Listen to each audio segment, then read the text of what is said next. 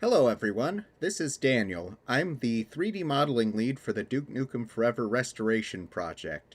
The original leak had a wealth of interesting art assets, many of which were already in the game. Some have been rediscovered over time, and some have had to be fixed to get working. We've been hard at work restoring all of these assets, along with making new props and characters to fill in the blanks. We hope you enjoy this look at what we've been up to.